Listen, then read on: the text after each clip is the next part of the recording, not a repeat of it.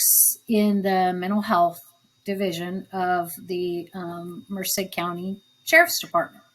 So, she's been a cop for 30 plus years. And so she's out of the actual action, and now she's doing more in the rehabilitation department, which the department she works in is not so much rehabilitating them so they can be released. It's getting them the mental health care that they need to just be human. Right. So they were doing an intake interview today with a person, a gentleman that had a pre-incarceration diagnosis of paranoid schizophrenia. Okay. With auditory and with visual and auditory hallucinations, but never any verbal, like he never acted these out. And it was suspected that he may have dissociative identity disorder, but they didn't know because he had never verbally said anything. Right. Well, so today they're doing his intake, and I hope I can mimic it because it was, and of course only you and I would laugh about this because we're demonic, but so they're doing the intake interview, and the psychiatrist asked a very pointed question. I don't know what the question was, or I would tell you because she didn't tell me. But the psychiatrist asked a very pointed question, and the patient went, "No!" And then right after it says, now, you can't do that.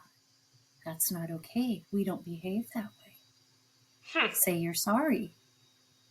And the other, I'm not going to do it again because that hurt my throat, but the other deep, growling voice was like, sorry. I wonder how much of that, though, is an act, to be honest, because with the dissociative personality disorder, it's very rare that the individual can communicate, like the two.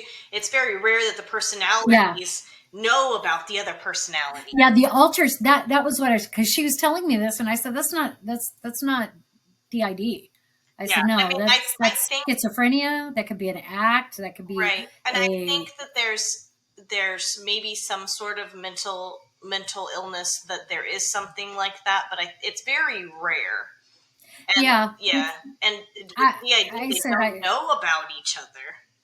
I told her, I said, that sounds like to me that yes, it's schizophrenia, and yes, he was probably having, an episode, but that was an act for you guys. He was trying to trip you guys up. I said, because when you have DID, the alters don't know each other, and they don't know about each other.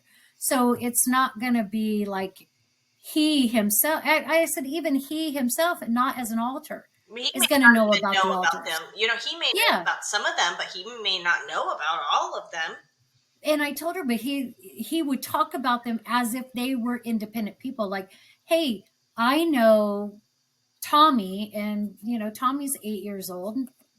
Yeah, Tommy comes over to play sometimes, and Tommy's an alter. I've heard people talking about it that have it, and they either don't, like, they black out, and they're like, I can't remember anything, or they do remember it, and it's alien to them, and it confuses them, and they're like, I have this memory, but I shouldn't have this memory. I don't know why I have this memory. I don't know where it came from. Right. Or they tell you, I actually heard this in a documentary on DID that I watched. They can tell you, I heard a conversation, or I heard somebody talking, and this is what they were talking about. And I think they were, and it's because they were like not completely out of it when the alter was interacting. But it's never I know that came from me, and it's never alters talking to each other. Yeah. Never. Yeah.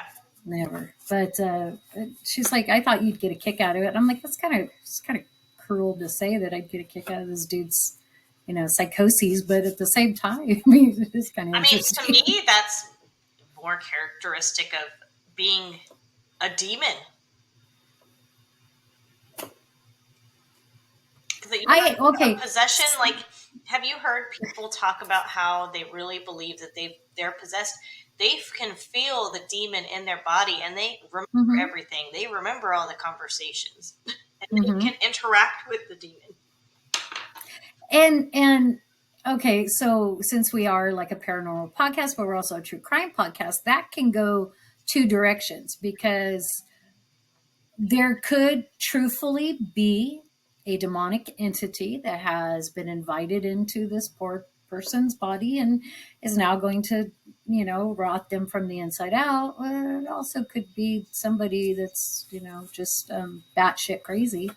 And Right, they're trying to get, because okay, prime example, Ron DeFeo. Ronnie DeFeo was the killer who inspired the Amityville horrors, the Amityville haunting. right, Um, Ronnie DeFeo shot and killed his family, his mother, his father, his two brothers, and his two sisters. And he originally, when he went down to kind of clue people in that something had happened, he originally said, because he was covered in blood, and he originally said, I don't know how this happened. I don't know whose blood this is. I don't know what's going on.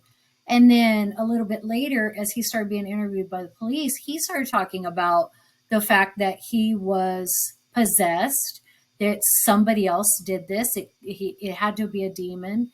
It couldn't have been him. And he held on to this defense for 20 years. right. I mean, And then I one, I do believe that people can be possessed. I think majority of the time it's going to be some sort of mental illness, because if this may seem kind of crude and stuff, but if a demon is going to possess a person, it's not going to be an 8-year-old child. It's going to be a person that can make changes. It's going to be a person that can get them what they want, get them money, drugs, places, whatever it is that they want. sex, It's blasphemy. It's somebody who's going to be able to spread their message. right, not a drug addict, and not a child, and not a Mm-mm. housewife. It's going to be somebody that exactly is somebody that can do something. It's going to be someone of power.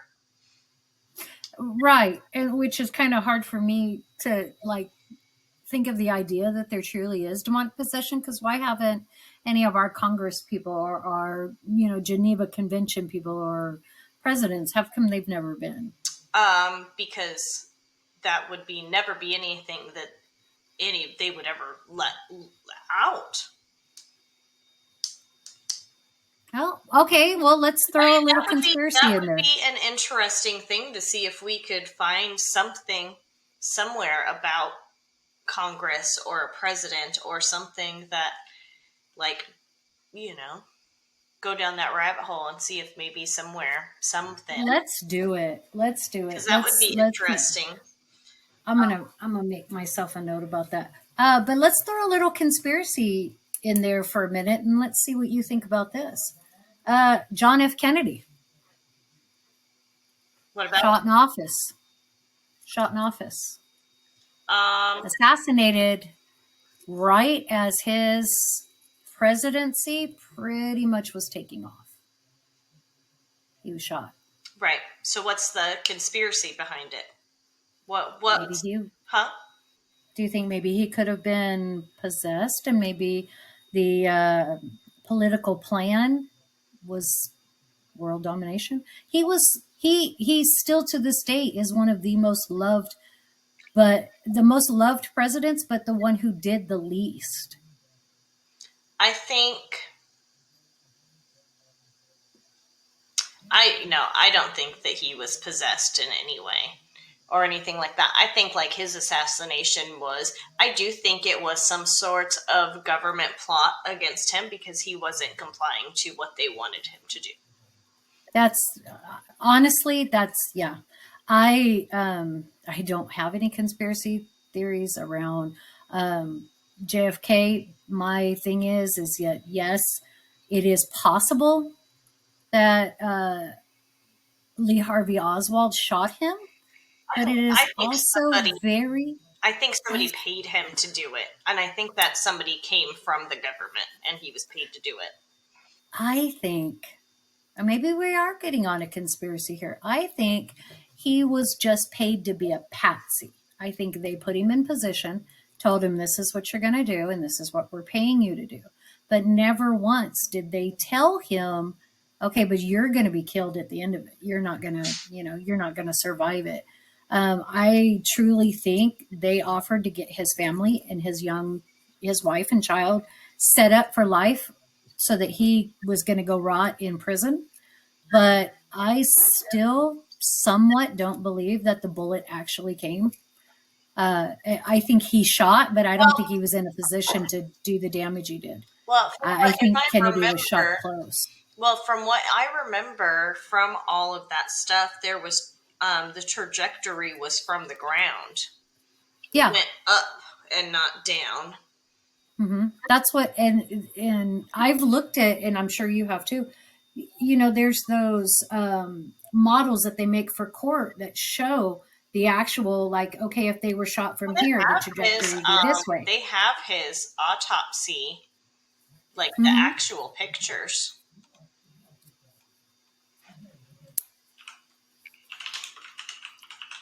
I think it was on Celebrity Morgue. Oh, I think so. Yeah. That goes to show you how morbid your gorgeous ghouls are. We both know how to get autopsy photos. Right?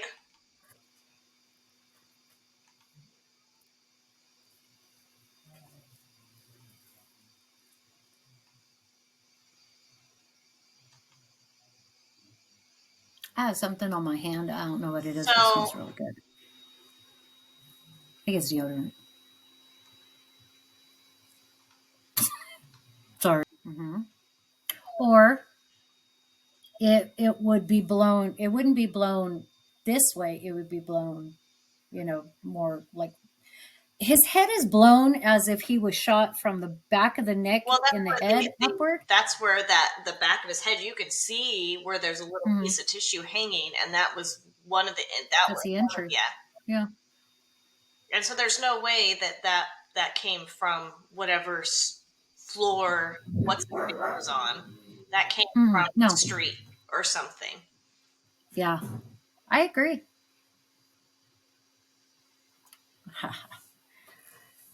Oh, should we get to So, real? since we're talking about mental health and government, I have the perfect episode for today.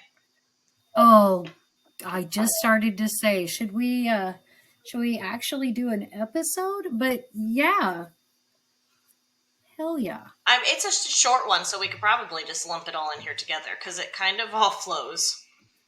All right, I'm down for that. So, I got a I don't know.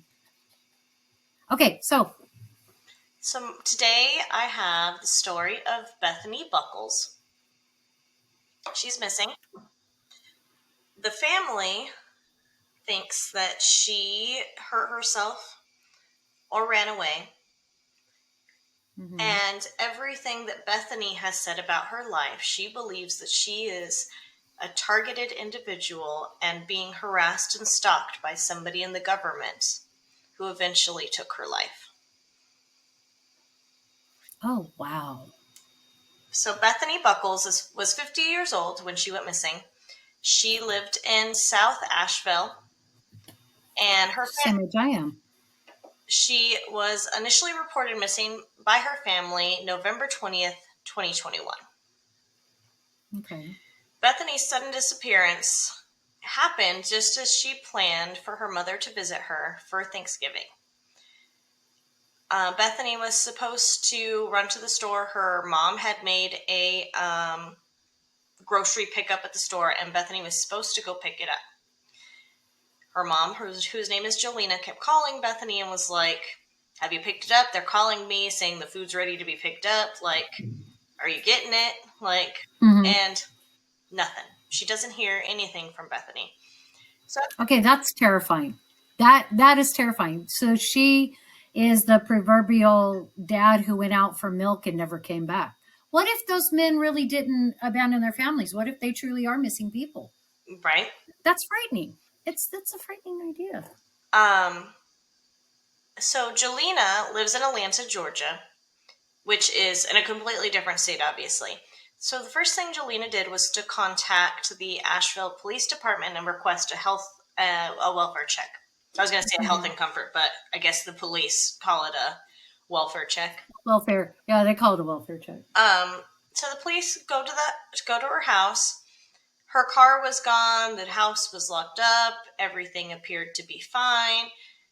All this kind of stuff, right? So they were Hmm. like, "There's no sign of forced entry. We looked in the windows. There doesn't seem to be anything wrong with the house." No probable cause to break in. Right. So they leave. So Jelena then gets to Bethany's house, and this Now, is Bethany, is she married? Does she have a significant other? no, Or is it just she she's lives just alone. She lives with her okay? dog. Um, That's so that's so Jelena gets to Bethany's house, and it's been a couple days now, 3 or 4 days since she called the cops and did the welfare check, but she just couldn't, she just couldn't get there. And then it took probably maybe a day or 2 days for her to drive from Georgia to North Carolina, depending on yeah. whatever the distance was. Well, But anyways, it took her. I would think if your kid hasn't answered So you in from like 4 days, I'd fly. From what I am gathering is that Bethany's mom had just had some sort of surgery or something, and so Oh, they wouldn't let her travel right away. okay. So this was a Hail Mary, like the fuck I'm not. Right, exactly. Yeah. So Okay.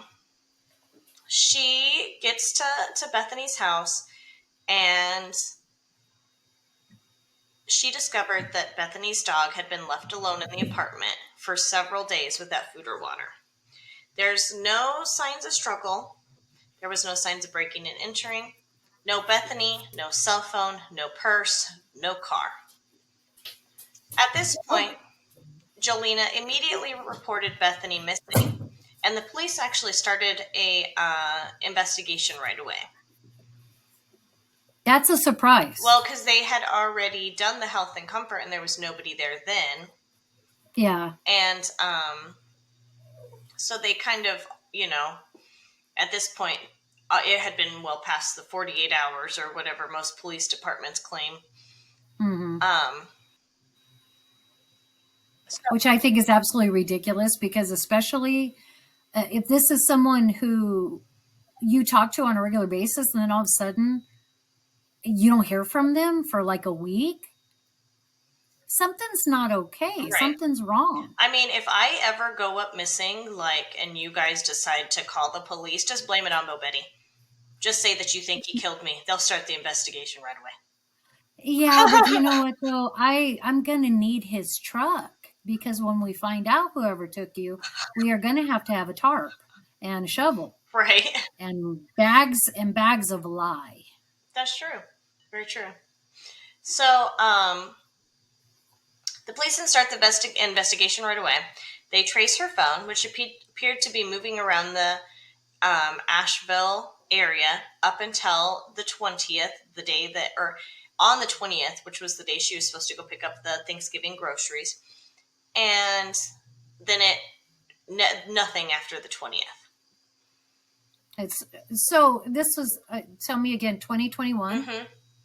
Okay, so this isn't like a flip, flip phone where you have to push to get a text message out. No. This is Yeah. so it just stopped pinging. Right. Like it died or it was Mm. shut off or something. But they were able to follow it around. Like she had been moving around town. She had been running errands and going place to place. Like they had it pinging in several different locations. So the phone had been moving around. The police unfortunately got nowhere. There's no clues, no leads. So they turned to the public for help. But she was known as a nuisance, a scammer, and a drug addict. So no one seemed to really care. They all, in fact, on the police posts on social media for missing people, most people just made fun of the Red Cooper lady, which is what they knew of her around town because she was a known panhandler and scammer. So I know that people have heard us say this before, but I am going to say it again. There's a very unfortunate behavior that goes through most police departments, fire and rescue departments, and unfortunately sometimes in hospitals, where individuals who are drug addicts are chronically unhoused, um, or they're not the cream of the crop per se. Is they get labeled, and it's the label is NHI, which stands for no human involvement. Mm-hmm. So unfortunately, very expensive resources from our public saviors and defenders don't get wasted, and that's sad. Because Then, if you're not a pedophile or you're not an animal abuser, you have the right to be found. You have the right to be serviced. right. Months later, in February of 2022, 4 months after Bethany vanished, there was a break in the case. Her car was found in a grocery store parking lot. But this is where the mystery deepens. Whoever left the car there managed to avoid all detection. No one had seen anything. The car was strategically placed just out of view from any of the cameras, the traffic camera and the cameras from the grocery store, and it was right next to the street. The police also determined that the car had only been parked in the lot for just a couple of days, so it hadn't been parked there the entire time. Okay. So someone had a joyride. For 4 months, that's a long joyride. You know what I think that what that says to me is that somebody had the car stashed and they didn't feel confident enough or safe enough to dump it. And then all of a sudden they're like, oh, look, I figured out how to do it. Right. And then they just did it. What makes Bethany's case even more bizarre is that she was adamant that she was being targeted by the government as a victim of gang stalking. However, Bethany's family claims that she had mental illness, though Bethany herself is very resolute that she was in the right mind and had no mental issues.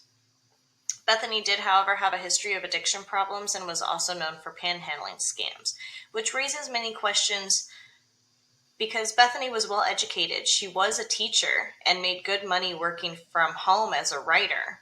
Her boss even stated that she received around $6,000 a month. Plus, her mom covered all of her bills. Her car payment and her rent was all paid by her mom. So she had the $6,000 a month income and really didn't have any money. So where was this money going that she needed to panhandle? And what, oh God, that screams mental health. It screams it because, okay, just because she has these two,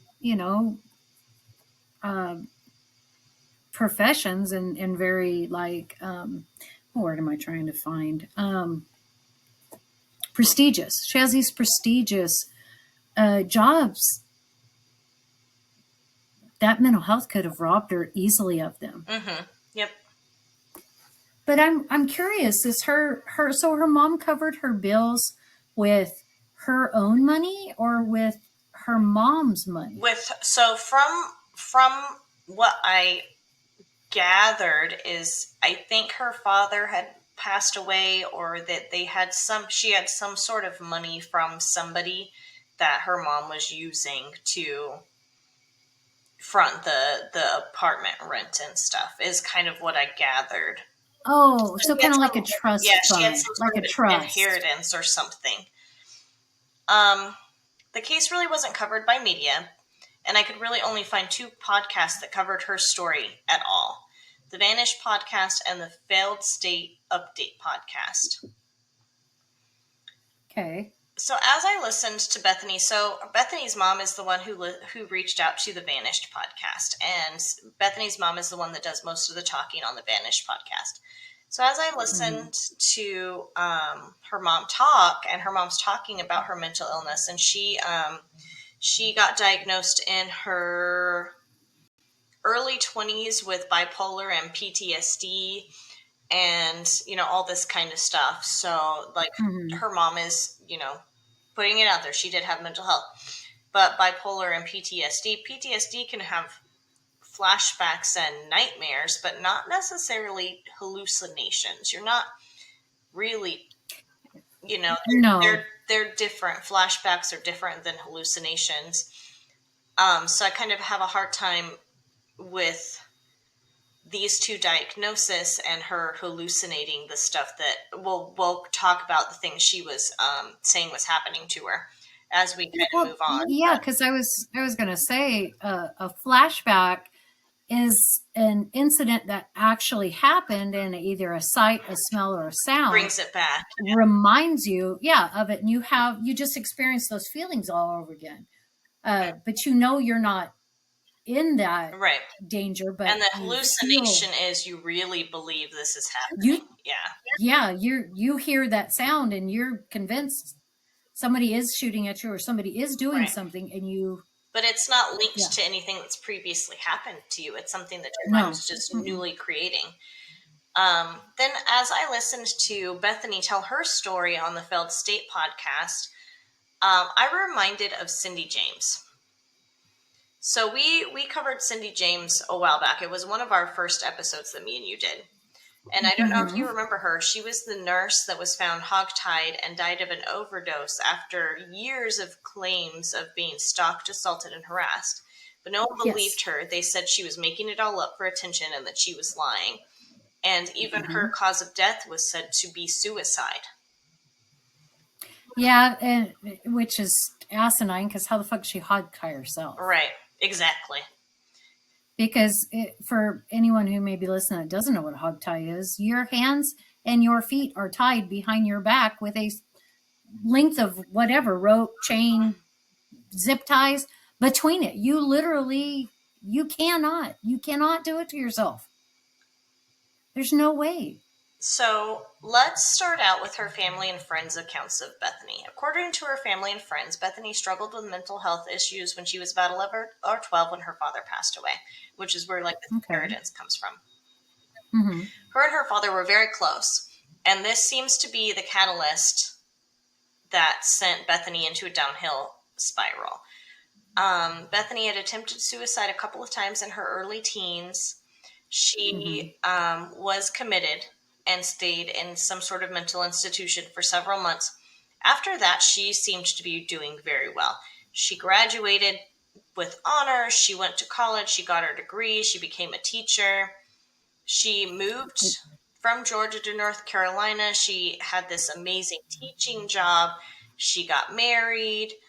Um, then her and her husband decided that I'm not exactly sure what her husband did, but they decided that Mm-hmm. they were going to quit their jobs and become realtors. Then the market crashed, Okay. and now they're Okay. That's smart. without money.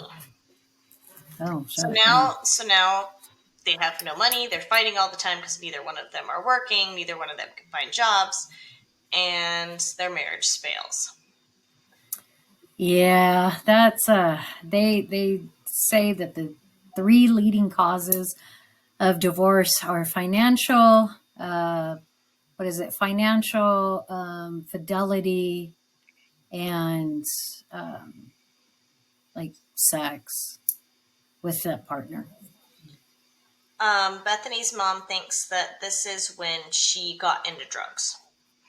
She went Okay. to rehab, got kicked out of rehab because she wouldn't follow the rules. A counselor at the rehab apparently advised Jolena, Bethany's mom, to not let her move back in, that she had to learn things the hard way. So she didn't. Bethany lived on the street, started knocking on the neighbors' doors around her mom's house, begging for money. Eventually, her mom had to press charges on Bethany. And she kind of just figured she was stealing from her and her neighbors and, all this kind of stuff. So eventually, she Mm-hmm. did press charges. And she said that she thought the best thing for her daughter was to be in jail. She would be safe there and she could get clean. So then she, Safe, yeah, safe from herself and others safe from her. right. And so she went to jail, got clean, went to another treatment program, and Bethany's mom's neighbors, the ones that she was stealing from, actually all helped pay for this big treatment program that Bethany went to. And I just want to throw this out there because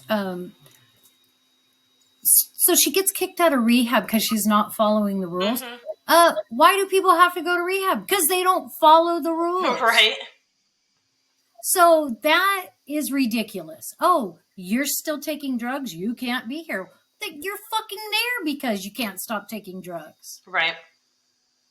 People are stupid. So it was at the second treatment facility that she got her diagnosis of bipolar and PTSD. Mm-hmm. And she got clean and seemingly was staying clean. She ended up getting out of treatment, and she got the online job as a writer. And she moved back to North Carolina from Georgia because she had gone back home. Kind of from my understanding was that the husband couldn't handle her anymore and kind of just dropped her back off at home with mama and said, she's your problem. And that's when her mom was like, oh, she's as high as a kite. And where it kind of, all that kind of led up to. And as unfortunate as it is, that is so not unheard of. I mean, how many times have you heard cases where people, where the spouse or the significant others, like, you're mentally ill and you're loaded and you're impeding on my ability to be happy. So phew, there you go. Right. And then something ends up devastating happening to that person. So around 2012, 2013 is when she gets out of the second rehab and moves back to North Carolina. And she is now the writer. She didn't have a car. And so her mom helped her purchase the Red Cooper. And her mom also helped her pay the rent on a condo.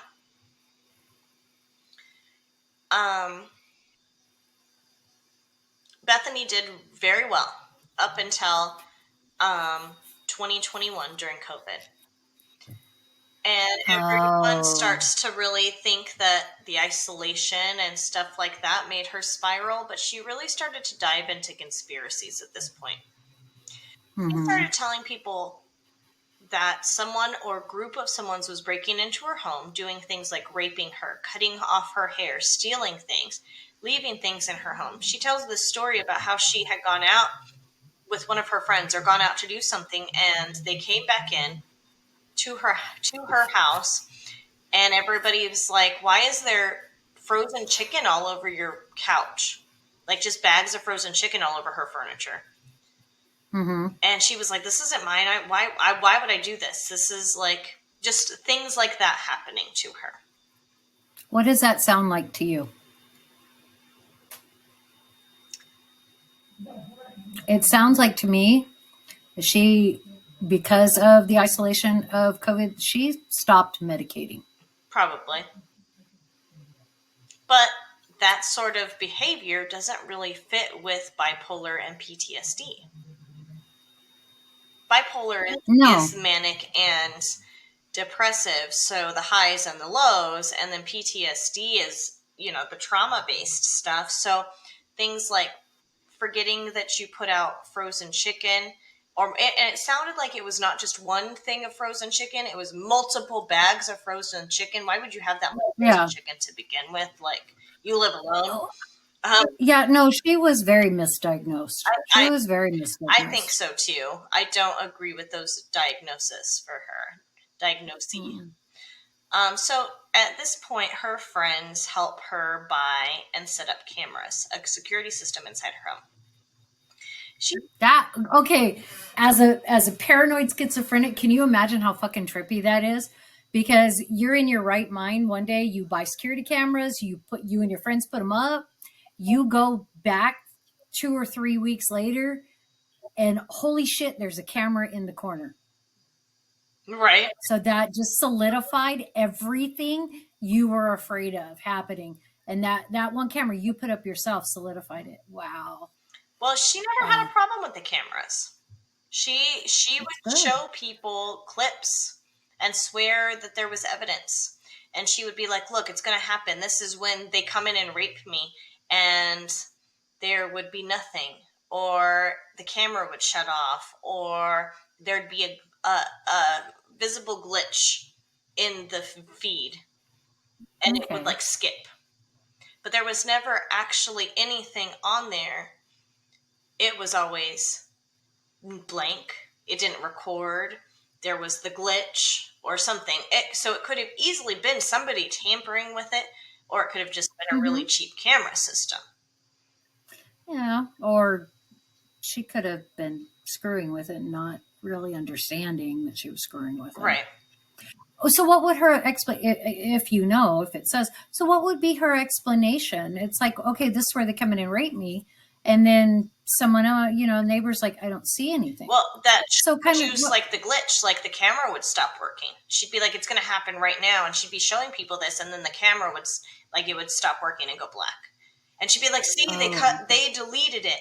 They deleted the Ah, evidence." okay. So, I'm and like the tracking. I'm with glitches you. and stuff, she would say that that was them splicing it and taking out the parts where they were in Hmm. her apartment and things like that. That's where the government intervened. Hmm. So this is Mm. when, at this point is when Bethany goes missing. So on the Vanish podcast, her boss talks about how she had spoke with her all day the day before, and that's how they were able to narrow down the day that she went missing. Hmm. Bethany's mom got concerned and asked for the welfare check, like we talked about. Um, and so they also used that, and that's the day that they determined she actually went missing. They started posting the social media post, and of course, nobody came up with anything other than they learned about her panhandling scam, asking people for money so she could buy teaching supplies because she was a teacher and they didn't make enough money to buy supplies for school. That was her panhandling scam. Okay, but part of me wonders if it really was a scam, like a conscious scam, or was it she truly believed she was a teacher No, again? yeah. And I don't know. That yeah, very well could be. So here's the things that we know. Bethany left her dog in the house. There was no signs of struggle. According to her close friends and family, Bethany refused to use banks. She had bought multiple little safes, and some of her friends and even her mom had been with her when she bought these safes. And her mom believes that she had around at least $40,000 saved. The money, just in these random, yeah. the money and the safes has never been found. It's all. I know somebody, or I knew somebody that was schizophrenic who didn't trust banks either.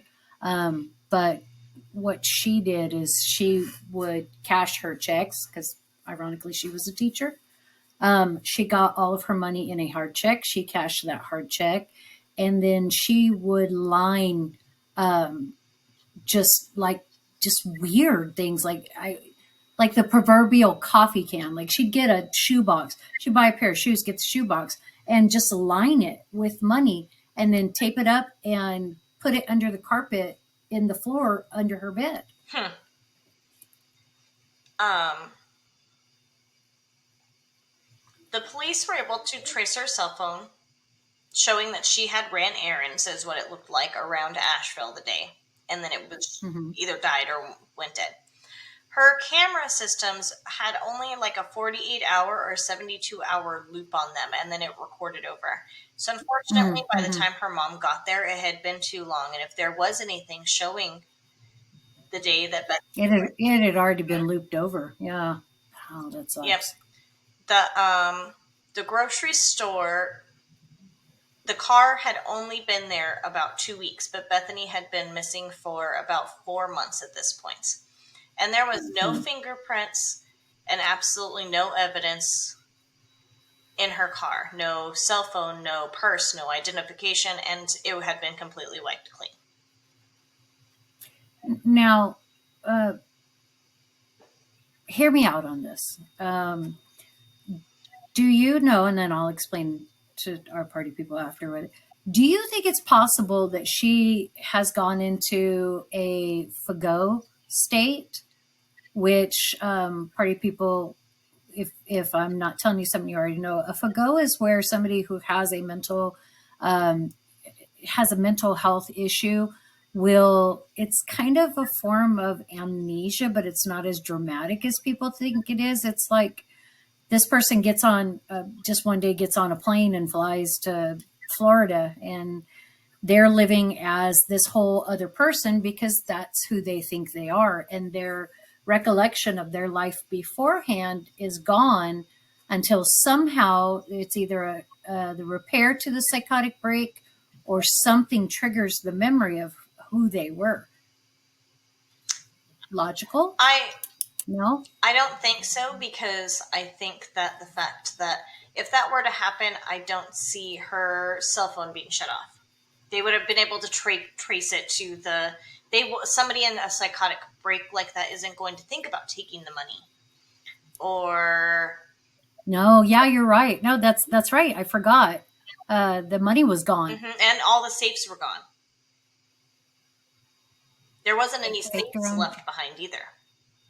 faked her own abduction.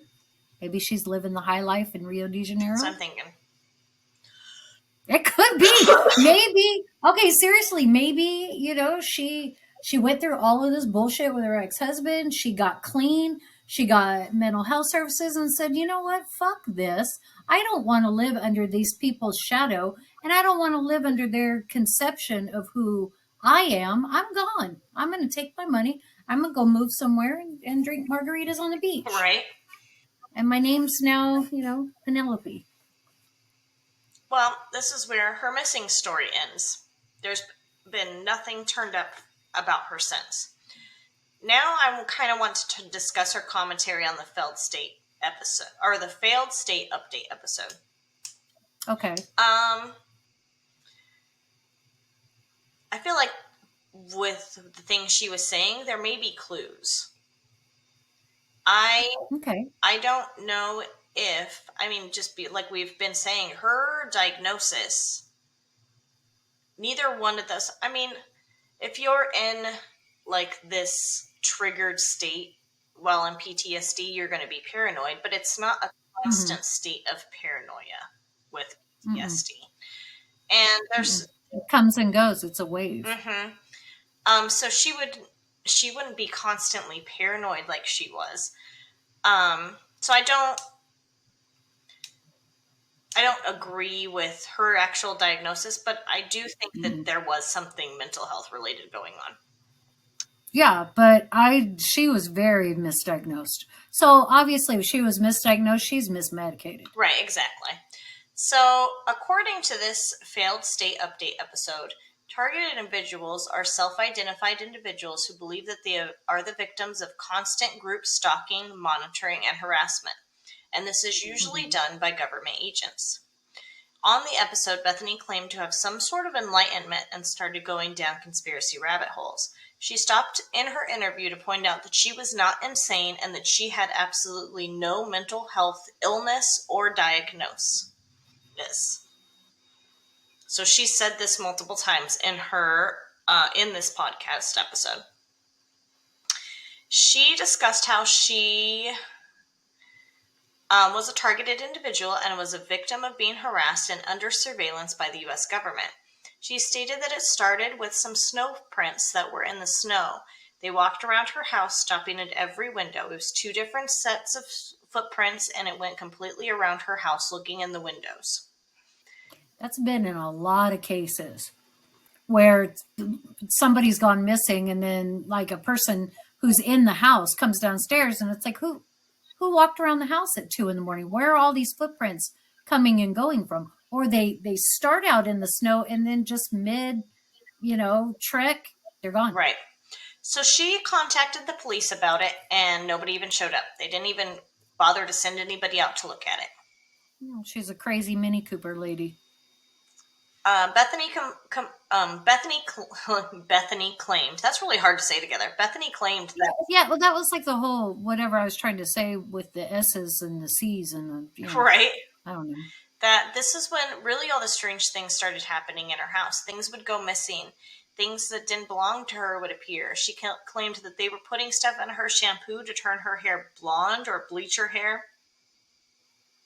When she started buying different shampoo, and she just stockpiled shampoo, and she would only use open it and use it once and then throw it out and get a new bottle because it would have bleach or something in it. She claimed that this is when they started cutting her hair, and she showed pictures and bald spots where it looked like her hair was cut real close to her scalp. And she said this was happening while she was sleeping. She claims that the government officials poisoned her dog and killed it. She claimed that she had documentation, pictures, and journal entries and timestamps and all of this kind of documentation of these things that were happening to her. And every time she printed it and saved it and tried to document anything, it would be stolen and wind up missing. Her camera footage would be altered and deleted. And she claimed that this was psychological torture. Well, yeah, even if she's doing it to herself, that's torture. She was like, they want you to think you're going crazy. Bethany states in this podcast that she believes in her enlightenment phase, when she became enlightened, that she stumbled upon something that the government didn't want her to know or to share with anybody else. And she wasn't sure what it was. This episode was released December 2020, and less than 1 year after the podcast episode was released, Bethany vanished. I'm not going to say it's not plausible. So was Bethany Maybe she did. stalked and targeted, or did she suffer from mental illness? Funny. At the beginning of this, I would have said no, she's mentally ill.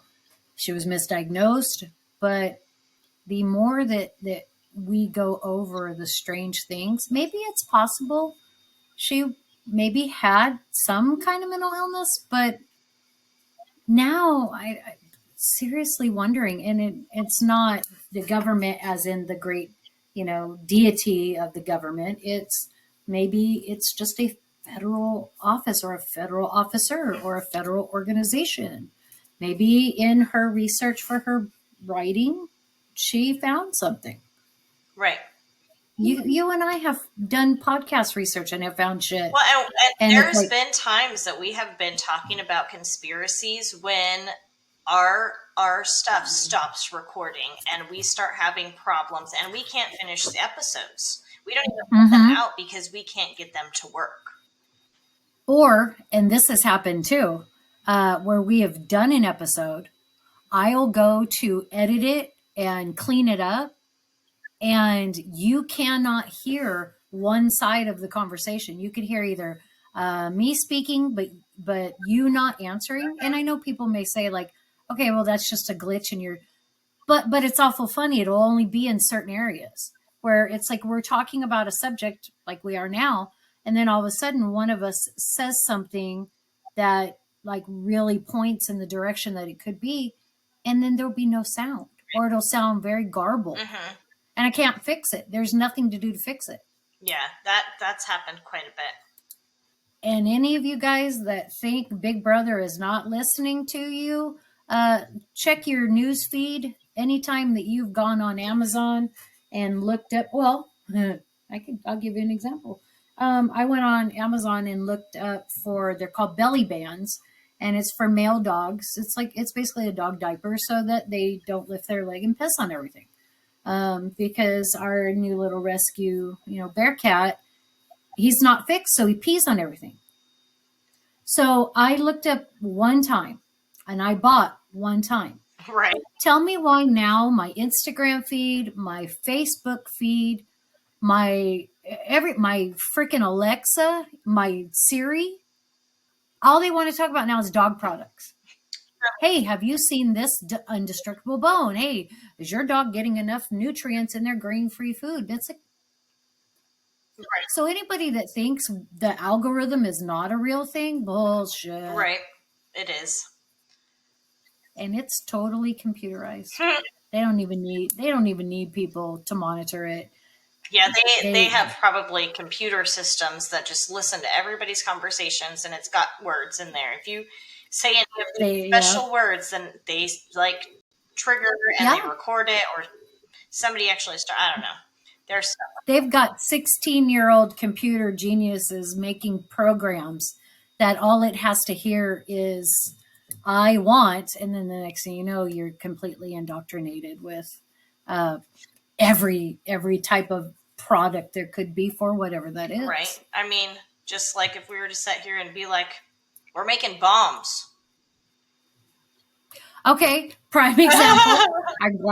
I'm glad you said that because okay, so I'm not going to say what the subject is, but we have a very important and a very deep investigation going on right now about a historical event, and part of that historical event, the person that I'm researching to do the episode on was obsessed with Hitler.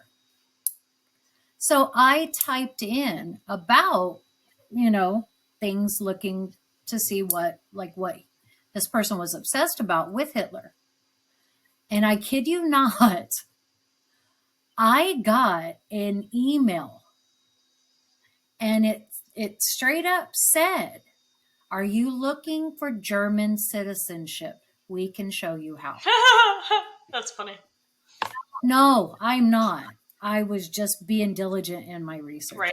But there's been times I've looked up like where we've done episodes about strangulation, where I've looked up what it exactly, strangulation, because I've never strangled anybody. I've wanted to on several occasions, but what it totally You entails. know what pisses me off so bad is the movies and TV shows. I'm like, nah, you Mhm. gotta strangle them for at least 5 more minutes. Come on, like, Yeah, or it shows them they just do this. It's like this.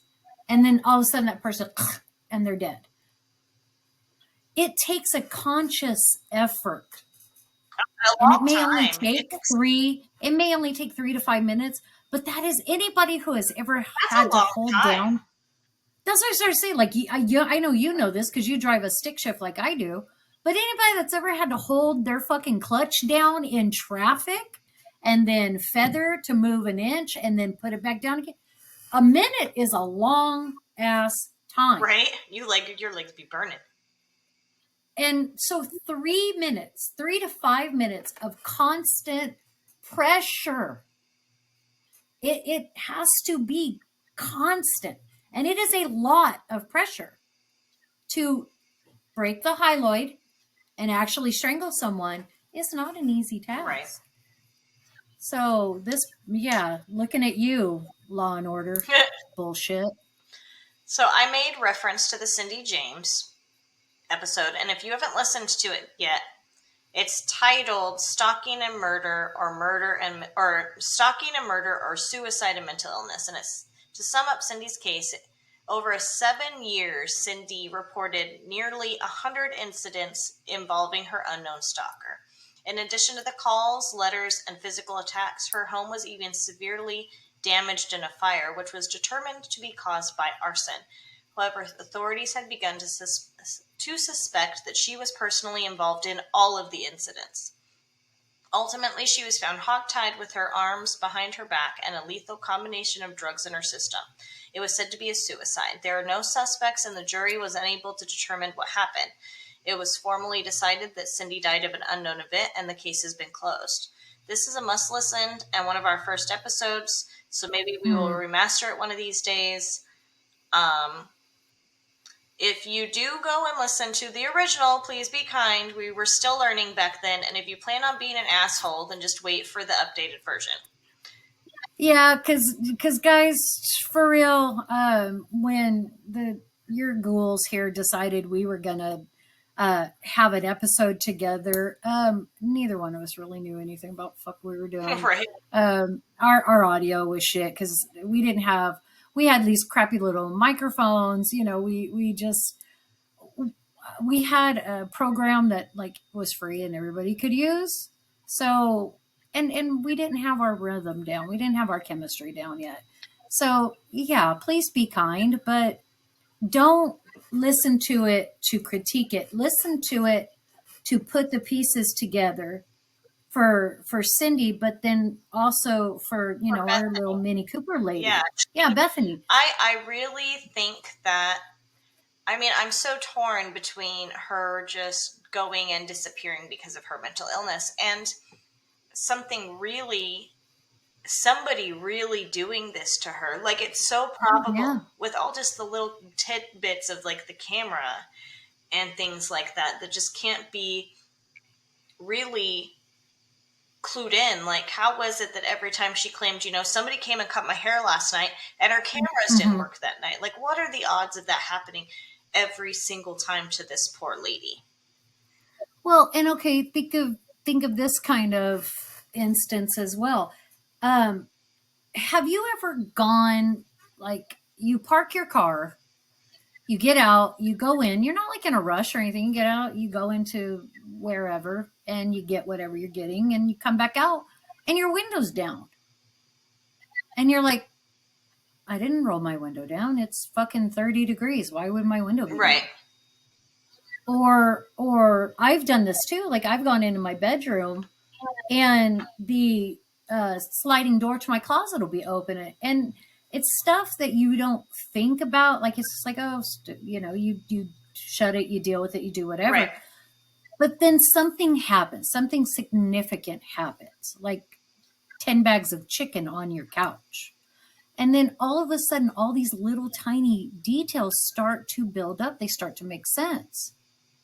So, what little details are we missing, are investigators missing with Bethany, that truly could paint this picture and help us to find out where she is, if she wants to be found?